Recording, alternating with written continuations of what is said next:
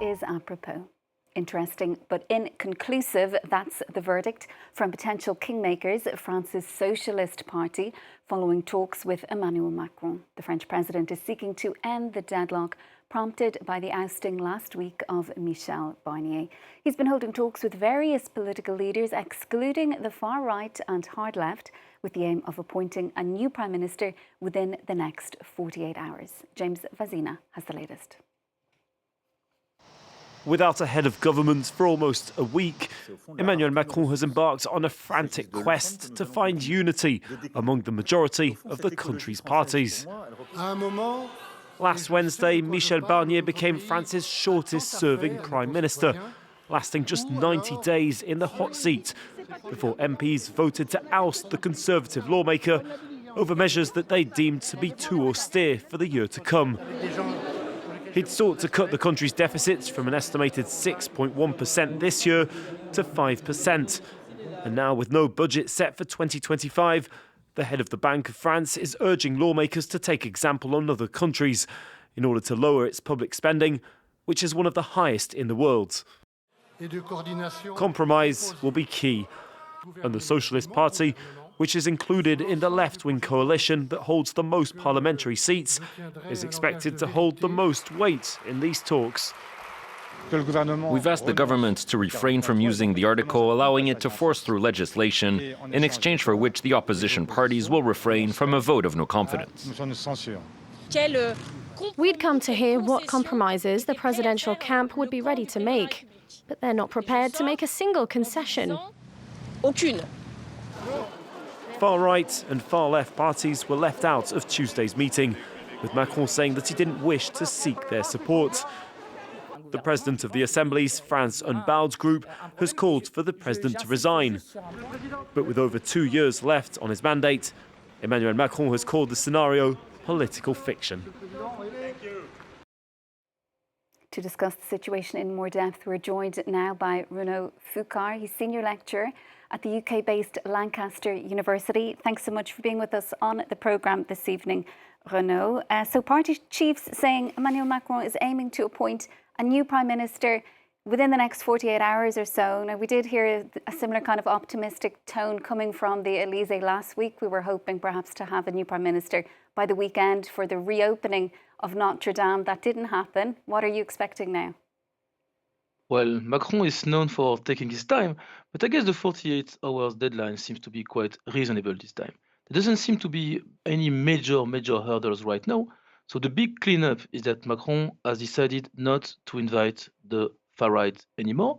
And so this is a group of parties from the right, center, left, Greens, who won the election together in July. So it sounds a bit obvious as of today.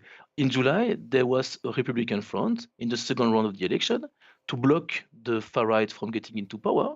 They won, and suddenly they stopped talking to each other after the election. So now they are together, and they seem that because there was so much shock, so much surprise and suspense with the first Barnier government, people have maybe more of a sense of responsibility today. And it was easier to have the differentiation between the Green, the Socialist and the Communist, and the far left of Jean-Luc Mélenchon. So all those people are ready to somehow, in some form, work together. The big hurdle is it going to be center-left or center-right? And who do you think the new Prime Minister might be? We saw another meeting this afternoon before Emmanuel Macron held some of those meetings. The Modem leader was back at the Elysée. He also striking a rather optimistic tone after meeting the French president. Is he likely to be the new Prime Minister, do you think? He is the main frontrunner at the moment. He has the big advantage of being extremely close to Emmanuel Macron, both personally and also ideologically. So this is the person to whom Emmanuel Macron owes his job as president in the first place, because he withdrew his candidacy for him in 2017. He's also someone who could speak in some ways to the left, because originally, in the presidents of Nicolas Sarkozy, Bayrou, who was the centrist at the time, didn't call to vote for Sarkozy. So he was relatively open, the first, I think, centrist in a very long time to be open to talk both to the left and to the right. He's also personally in favor of more proportional representation, which is a big of the revendication from the center left. And also he has been for a long time obsessed by cutting the French deficit. And he was largely speaking in the desert 10 years ago, but now that the deficit is structurally 6% and that no one seemed to be willing to bring it back, he seemed to be the right person. So he might have enemies on the right. He might be the kind of person who could get no censorship from the center left. What is not obvious to me is whether they would accept to sit on a government with him. More likely, they would be happy to just have a position of not voting a censorship against him. But the center alone cannot really govern. So that's, I think, the main hurdle for him. And Macron as well, he seems to be suggesting that political parties might be able to come together to form some kind of agreement not to censure the new government. But given how deeply divided the National Assembly currently is, do you think that's a realistic hope, a realistic ambition? Is the only possibility anyway, because there is no election before the summer that is possible. I think it's not crazy. I think the main realization of today, I think, from the center left and the right, is that there is no way to have a majority in France now without the center. And the main realization of the center is that they cannot do it alone. So a no censorship is the easiest for the left because it means that they don't have to be accountable for something that will be, like we've seen with the attempt by Michel Barnier, a very tough budget. So bringing deficit back from 6% to 4 or below 3% is a very difficult task. It means making a lot of people angry.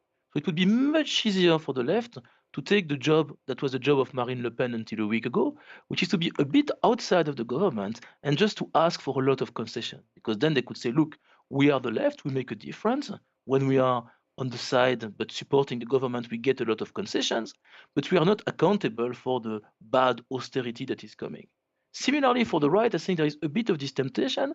They would like to be in government because they are very small and it gives them power, but it's very difficult. They're already small to be accountable for a tough budget. So somehow it might be easier to get the non-censorship than to actually convince people to take jobs in government.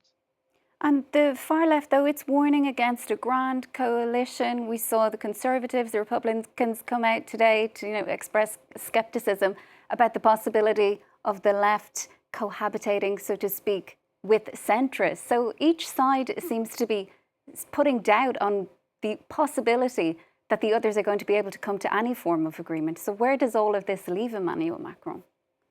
Well, the Conservatives, so the Les Républicains, the party of Barnier, they said we will be open to not censor as long as the far left is not part of the government. But this is not going to happen. The far left is not going to be part of the government because they don't want to be with the centrists anyway. So in a way, there is a possibility for the conservative not to censor the left. So this is something that Macron could totally live with. He could nominate someone from the center left and get a majority with the center. The question is, does he want to do it?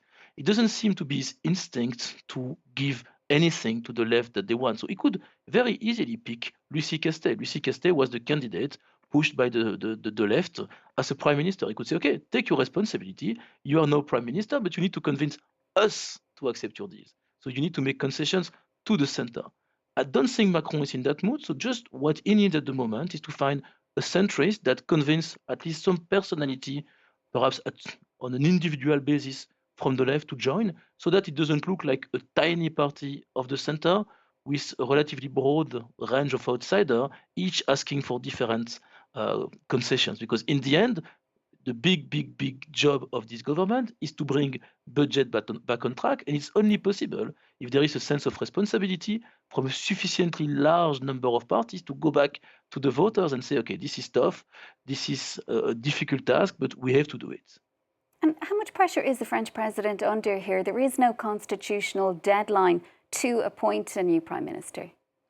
There is no deadline. I think Macron at the moment is living in many ways his best life as the job of president on the international stage, from the Olympics to brokering a deal in Lebanon to the reopening of Notre Dame, managing to have a Trump-Zelensky meeting. He's been very good at that. And going back to the center stage of France, where things are complicated, murky, he needs to find agreement between people who don't really want to take responsibility because everyone is waiting for 2027. So the job of next president, his job, somehow I think is not in a hurry. The only reason why he would like to act in this 48 hours deadline is that he doesn't want it to be about him. So he wants to say, I am above this. So I'm giving you a name and now make an agreement. You wanted parliamentary democracy. You wanted more proportional representation. You have it, do your job, I'm the president, I'm above this. And speaking of the Parliament, sources close to the President suggesting today that he doesn't want to see Parliament dissolved until the end of his mandate in 2027. Given how divided it is, though, is that a realistic goal? So he said, I don't want to do it. And then his allies quickly said, it doesn't mean it's a commitment. It means this is the goal. The question is what happens if there is an election in the summer? It's not obvious who would be the main winner. It could have been relatively obviously the far right. So I don't think he would like to dissolve and get Le Pen having Bardella prime minister. I'm not that sure this trend is still as big since the far right has made the government fall. Things have been a bit changing. Quite a lot of people, for instance, farmers are actually quite angry at the far right because the end of Barnier's government means that they don't get the aid they were meant to receive. And so I don't think there would be an election unless Macron feels that he can win that election. And since we last spoke, Renaud, are you yourself any more hopeful that any new government that is eventually formed will be able to survive potentially another no confidence motion in the coming weeks or in the coming months?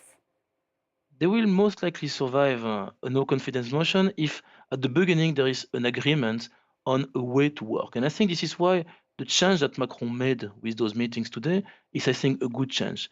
It's not anymore the president saying, this is the person in charge, we have to follow him. That didn't work with Barnier, and he was anyway completely hostage of Le Pen. So I think what could work is if they agree on some basic condition not to censor each other. But now it's also a bit dangerous because the left was saying, for instance, you have to go but never use the 49.3. So the fact that you pass a law as a law of the government that is not voted in parliament unless it's a vote of censorship. But that means that there is a risk that there is a very weak government who then will be some hostage of parliament who will try to pass a lot of small laws that make it very, very difficult then to bring the budget back on track. So everyone will always be happy to support lower tax, more spending, but someone who is strong enough to have the broad view and cut the deficit is more difficult. So yes, a relatively long-lasting government is possible. The question is it also a government that can really help the French economy come back and bounce back? It all remains to be seen. Renaud, we'll have to leave it there for now. Thanks so much for being with us this evening. That's Renaud Foucart, Senior Lecturer at Lancaster University. Well, that is it from us for now.